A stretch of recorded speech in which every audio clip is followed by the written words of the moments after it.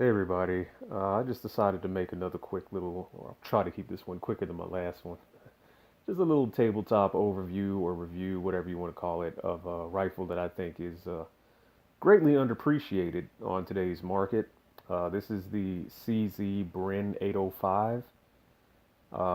This is actually a pretty amazing rifle.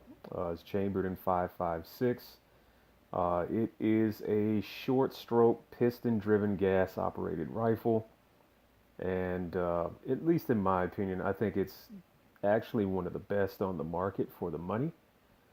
I'm just gonna kind of go over this rifle, kind of just break it down a little bit, show you what's so cool about it.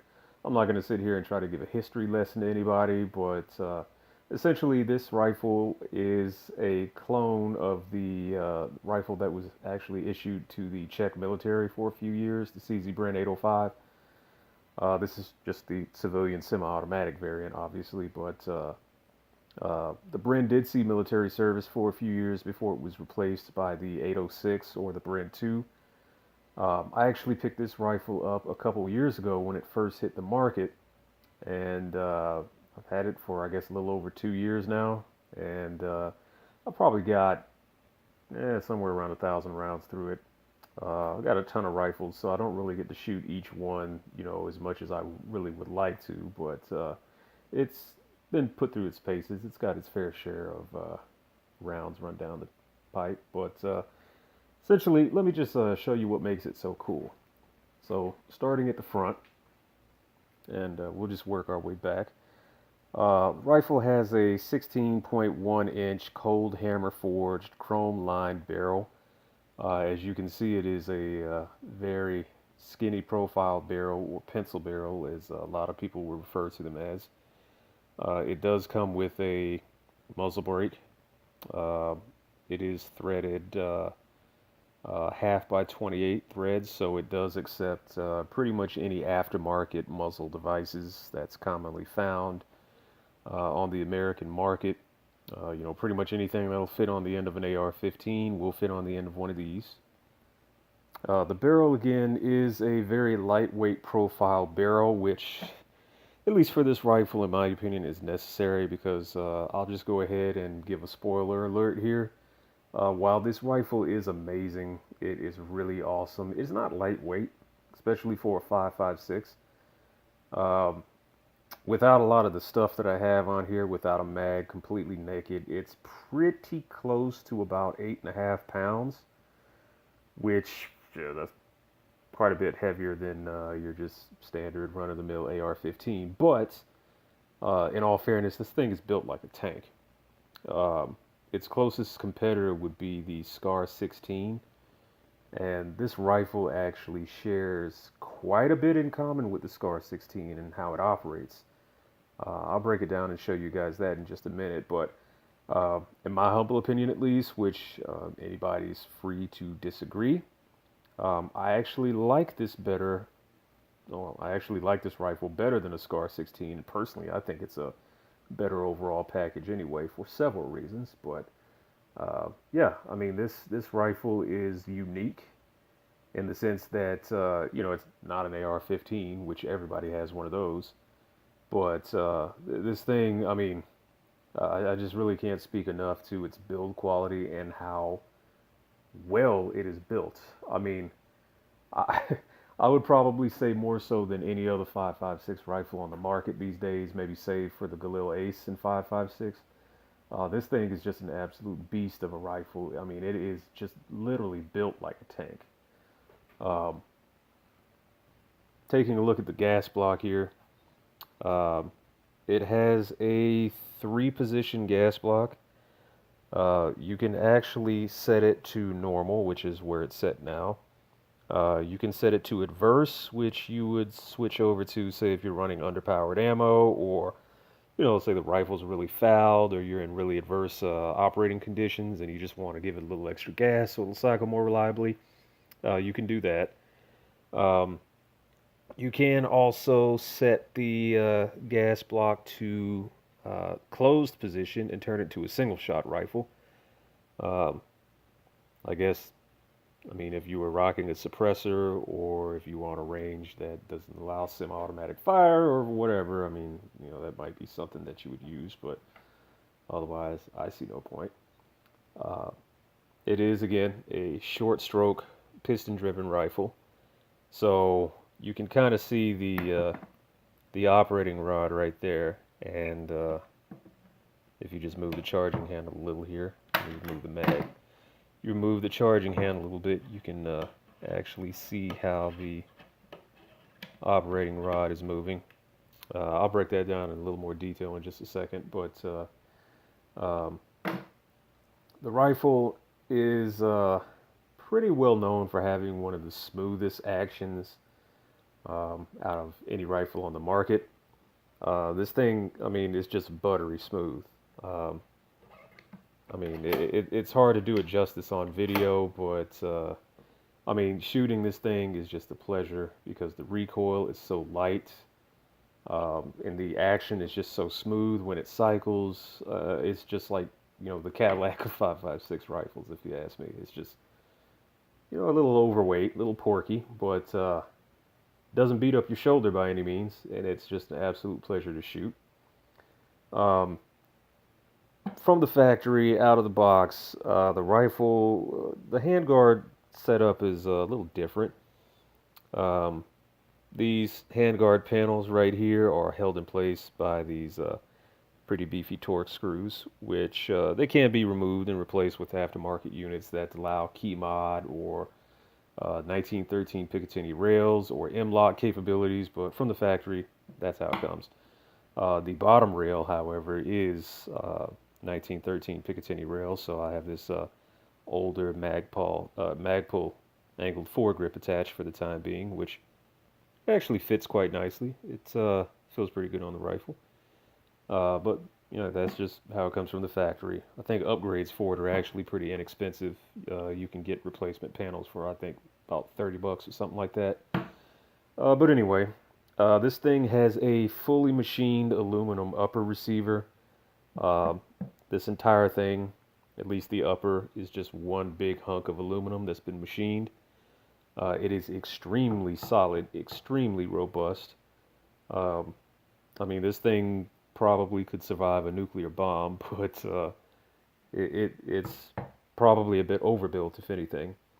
Of course, it has a reciprocating charging handle. So, of course, every time you pull the trigger, every time it shoots, this charging handle will work with the action, of course.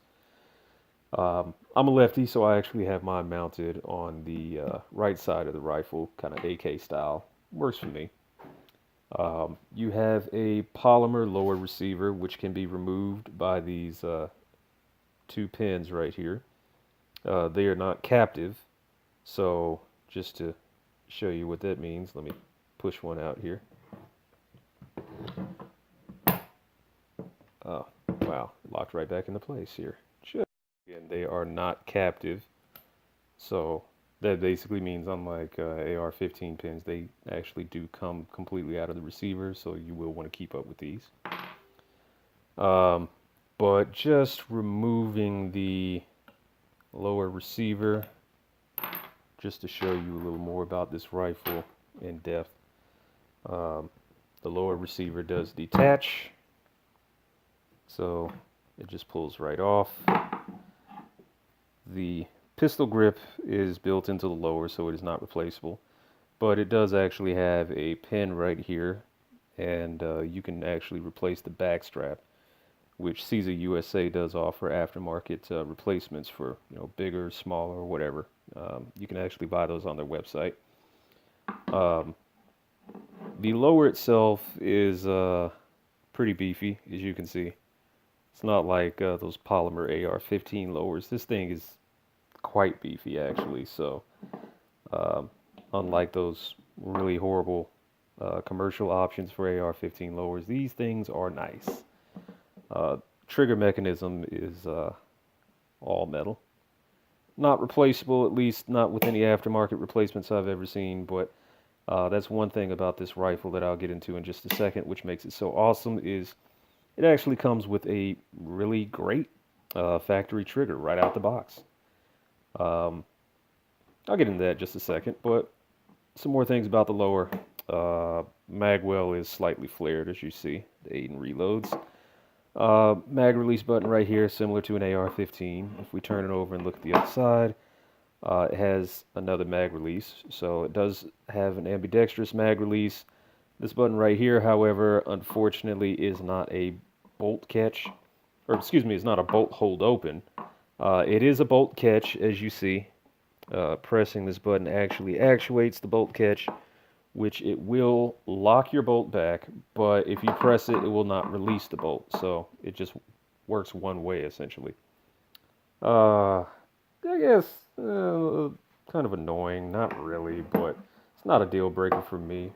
But I know some people have made their displeasure with that particular feature or lack thereof quite vocal. I don't really see it as a big deal, but basically to return the bolt home, you just pull back on the charging handle ever so slightly, and it'll, snap back into place. Similar to how the old VZ58s work, essentially the exact same way. But anyway, let's break down the upper a little bit more so you can see how that works. Back here, we have our stock.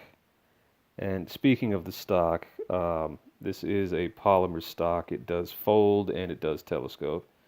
It is a 4-position stock. As you can see, 4 positions. It does come with a cheek riser. This cheek riser itself is removable, and it is also polymer, and it can be reversed. So if you're a left-handed shooter, you can just basically wear it in this direction, which, as you can see, the curvature is more pronounced to the left. Otherwise, you can just take it off, flip it over if you're a right-handed shooter, and, it'll work that way. But basically, the stock comes off via this button right here, which I will remove. So I had to pause that real quick because it's really hard to hold your camera with one hand and disassemble the rifle with the other.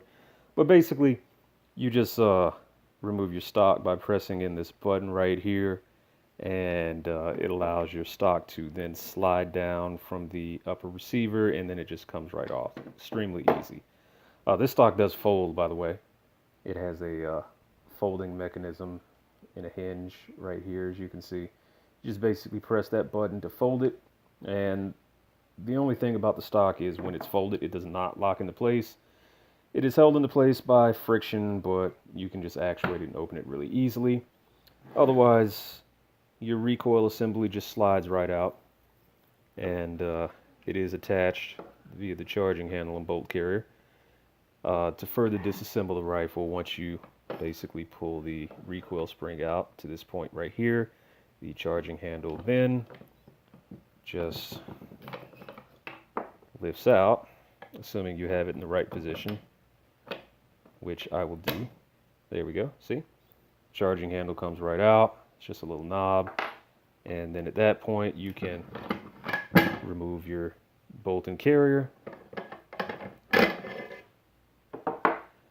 The bolt and carrier, from all the research I've done, is extremely similar to the I believe it's the AR-180, which also inspired the G36, which also inspired the SCAR, which of course made its way down to the Bren. Bolt carrier is just this self-contained unit. Your carrier, as you can see here, that is the strike face where the operating rod smashes into the carrier and drives it back to cycle the action. Your charging handle fits through this hole here, and essentially you have your bolt. Pretty beefy design. There's your cam pin right there. And the bolt and the carrier does break down further. Another complaint, I guess, for this rifle, which there aren't really that many, but one major complaint that I've noticed with this rifle is that it does require the use of a hammer and punch to break it down past this point any further. I don't really see it as a huge deal because considering the fact it's piston driven. I mean, it's not like this thing ever gets dirty and requires a substantial amount of cleaning. So, I mean, that's not really a problem in my eyes. I do keep it lubed because, I mean, you have to keep your internals lubed, whether it's piston or DI. But, I mean, it stays extremely clean. As you can see, there's a little brass, yeah, just a little bit in there. But other than that, I mean, it stays really clean. It's not like you really have to clean this thing very often at all. But yeah, that is something that you do have to be mindful of. So if you want to break it down any further, you basically just have to drive the pin out. And once you drive that pin out, you can then disassemble it further and then just drift the pin back in, of course. And, you know, you can do all that. It's no problem. Oh, let's see. Cool thing about them also is you can remove the barrel and slip in an entirely different barrel assembly. CZ USA actually does sell replacement barrels right now. I believe they sell an 11-inch barrel, if I'm correct, a 14-inch and a 16-inch. This was the rifle or carbine version of the gun, which I bought, so it came with the 16-inch. I am strongly considering purchasing the 14-inch just to switch it up a little bit and maybe lighten up the front end just a tad. Plus, it actually looks a lot cooler. But yeah, you can swap out the barrel essentially just by removing the torque screws there on the other side as well. And even though my angled foregrip is on here, there's actually a similar set of screws just like those on the bottom as well. And if you remove all of them, the entire barrel assembly just comes right out. So it's fairly modular. It's not like it's a pain to change the barrel. You just basically pop those screws out, slide in the new assembly, and that's pretty much it. But yeah, that's how the rifle breaks down. Very easy to break down, obviously not very complicated, considering the fact that it is piston driven. You don't have to clean it anywhere near as much as a direct impingement AR-15. But yeah, it's pretty cool. I like this rifle a lot. Essentially, one thing about this rifle that has made it so popular amongst the owners and collectors such as myself is that I guess in a way you could call it like a poor man's SCAR, because it and the SCAR are extremely similar in how they operate. I guess even to an extent how they look. I've handled a SCAR 16 personally a few times myself, and while I find that to be an absolutely amazing rifle, I do think it's a bit overpriced, especially considering the 16 is a 5.56 and it's like $2,500. But I would say after playing around with them both, the one major advantage that the SCAR 16 has over the Bren is that the SCAR 16 is quite a bit lighter. I believe it's closer to 7 pounds as opposed to 8.5, which that might be a deal breaker for some, but personally I believe that the build quality of the SCAR is substantially nicer. And, basically out of the box you get way more bang for your buck. And one of the biggest reasons why is actually the trigger. So the trigger is probably one of the things about this rifle that I think makes it a pretty good bargain and has it compared pretty favorably to a SCAR. Here's your safety. It is a paddle style safety. It's rather large, easy to get a good purchase on it. Very firm, extremely tactile. You won't be moving this thing accidentally, that's for sure. But anyway, here's the trigger. Essentially, it's like a two-stage trigger. It has a fair amount of take-up in the beginning, and you hit a wall, of course. Once you hit that wall, there's a little bit of creep, as you can see, and then it breaks. And there's no over-travel to it, as you can see. The trigger, I don't have a trigger pull trigger pull gauge with me right now. But it's very light. It's actually quite a bit lighter than a mil-spec or GI AR-15 trigger, for example. Probably somewhere around about 4.5, 5 pounds or so in that range. But the reset is also nice. Yeah, as far as the reset, here we are. And again, you have your take up, and you hit your wall, and a little bit of creep, and then it breaks. Nice clean break. So, um, good thing about the Bren, absolutely fantastic trigger right out of the box. Um, believe it or not, I think that's actually one reason why there are probably, well, not probably, I don't even think there are any aftermarket options as far as aftermarket trigger replacements for this rifle, just because the trigger that comes out the box is so awesome, there's kind of no need. So, yeah, it's really, really good package right out the box. Not much to upgrade. Maybe save for the rail panels on the handguard if you want to add attachments up front, which personally I don't care. On my rifle in particular, I actually have one of the older primary arms 4X prism scopes mounted in an American Defense quick detach mount. This particular optic is 4X again. I don't believe Primary Arms still manufactures any 4X prism scopes. They only do 3X and 5X now. But yeah, it's a sweet little setup. I mean, it's like a kind of like a budget ACOG setup, if you will. The rifle does come with these really, really nice backup flip-up sights, as you can see. Very similar to Troy battle sights, I guess, but they're really beefy. They are removable. They're just held into place on the rail. Um, but they work very nicely. They're very high quality, as in every other component on this rifle. The stock does have a little bit of a rubber butt pad on it.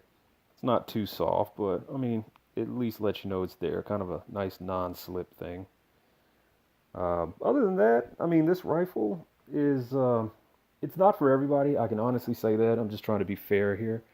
It is definitely not for everybody. If you're somebody who thinks the AR-15 is the greatest thing since sliced bread, this thing probably will not be changing your opinion anytime soon. But personally, I think this is definitely one of the best alternatives to the AR-15 on the market, hands down. Um, I mean, like I was saying, pretty much the only negatives for this rifle that I can even think of are the fact that it's definitely a bit of a porker, a little bit heavier than most 5.56s in its class. Um, the bolt and the bolt carry group being, not easy, I guess you could say, to disassemble without a hammer to punch.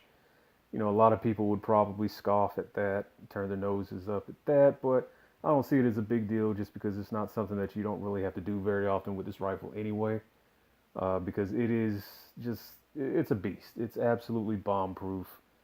Um, I don't think I've ever cleaned this rifle since I've bought it.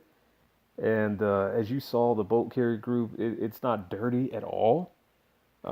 Pretty much when you do have to clean it, since of course it is short stroke piston driven, you just basically, you know, clean and remove your piston and your op rod. That's really all you have to do. So all the cleaning is pretty much self-contained to the gas block, the piston, the op rod assembly, and that's pretty much it. And that is very easy to clean. You don't really have to worry about the guts of the rifle because, again, this is not an AR-15. It's absolutely not. In my experiences, I found the rifle to be quite accurate. The one time that I did do formal accuracy testing with this, I was shooting just some 75 grain Hornady steel match with it. Um, it produced roughly around 1.5 inch groups. At least for me, it did. I'm sure if you put a better shooter behind the trigger, you could probably get it closer down to 1 MOA, as I know a lot of internet reports from other owners swear up and down this is basically a 1 MOA rifle, which I don't doubt at all. Um, However, I wear glasses and I'm not the greatest shooter in the world. I try my best, but I was able to get, about 1.5 MOA with some 75 grain Hornady steel match. You can probably get better with better ammo, but that's just what I tested it with that day. But other than that, I mean, it shoots, for example, 55 grain Wolf Gold, roughly about the same. A little under 2 MOA, between 1.5, 2 MOA at 100 yards. So not bad at all. I mean, it's definitely good for for what you get. So no complaints from me there. Um, Anything I'm missing with this rifle? I would just say that for anybody who I guess is looking for something different from an AR-15, this is probably one of the better options out there. Um, I mean, again, it is absolutely not an AR-15. It is anything but. It is heavier, but it is built better. This thing is quite substantial. Again, it's probably overbuilt to say the least. But it does give you a shooting experience that is quite different. So I personally would recommend this rifle for anybody looking for something other than an AR. And this particular setup, as configured with the 4X optic, quick detach mount, the angled foregrip, I found it to be a very pleasant shooter. I kind of have it configured this way for a reason, just because I think that a nice magnified, lightweight prism scope with quick detach capability actually suits it quite well. With the stock trigger, it actually does lend itself good to longer range shooting, I guess. At least past 50, 100 yards. But yeah, I mean, it's a very nice rifle. No complaints from me. And I would highly recommend one if you are in the market and you're looking for something a little different. Oh yeah, by the way, as far as the folding stock, let me just show you how that works real quick. So basically, you just press this button right here, and then it folds. Oop, can't get my wire tangled up there. And as you can see, there we go. It is folded. Now, the one thing about the folder, again, it does not lock into place, so it requires essentially minimal effort to open it, as you see. You can actually fire it while it's folded, so that's no problem at all. Again, reciprocating charging handle does not hit the cheek riser, not at all. Other than that, when you open it, you can lock it back into place. But yeah, sweet little rifle. If you guys have any questions about it, or if you like what you saw, I guess just drop me some comments. Shoot any questions my way. It's all good. Anyway, thanks for watching.